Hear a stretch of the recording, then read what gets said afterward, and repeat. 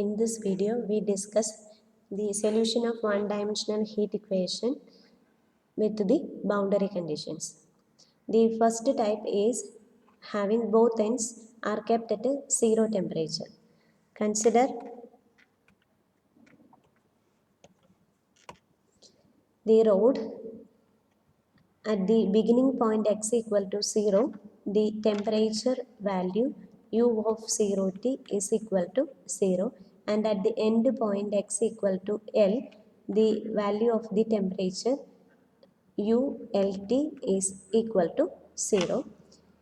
And for the second type, the left end, that is u of 0t, is equal to 0, but the right end is insulated. For the third type, the right end is having 0 temperature, the left end is insulated. For type 4, both ends are insulated, and in type 5, the temperature is in steady state. Let us illustrate these types by using suitable examples. Take type 1, the rod with both ends are kept at 0 temperature. The temperature function uxt satisfies the one-dimensional heat equation dou square u by dou x square is equal to 1 by h into dou u by dou t. By using method of separation of variables, we find the most suitable solution as uxt is equal to c1 cos px plus c2 sin px into e raised to minus hp square t. The first boundary condition is u of 0t equal to 0, and the second boundary condition is u of lt equal to 0, and the first initial condition is at time t equal to 0, the temperature distribution on the rod is given by the function u of x0 equal to f of x whenever x lies between 0 and L. This temperature distribution is called initial temperature. Let us apply these conditions one by one. If I apply condition 1 in equation 1, I will get the general equation of u of xt was c1 cos px plus c2 sin px into e raised to minus hp square t. Evaluate u of 0t from here by substituting x is equal to 0. We will get u of 0t is equal to c1 cos 0 plus c2 sin 0 into e raised to minus h p square t. Now the value of cos 0 is 1 and value of sin 0 is 0. Therefore we have c1 into 1 plus c2 into 0 into e raised to minus h p square t. That is given by c1 e raised to minus h p square t.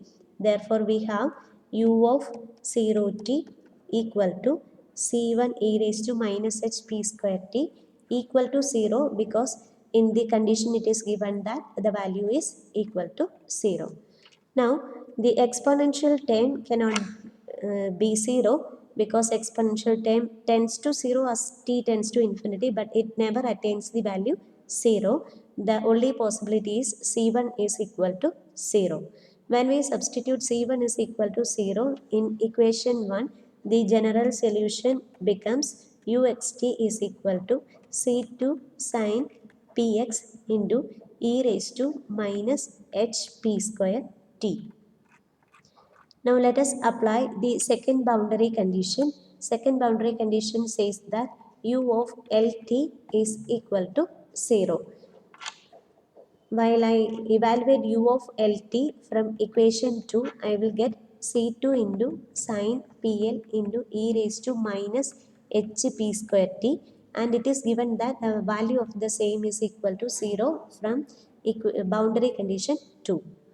Now the term c2 cannot be equal to 0, because if I take c2 is equal to 0, the solution becomes a trivial solution. Therefore, C2 cannot be equal to 0.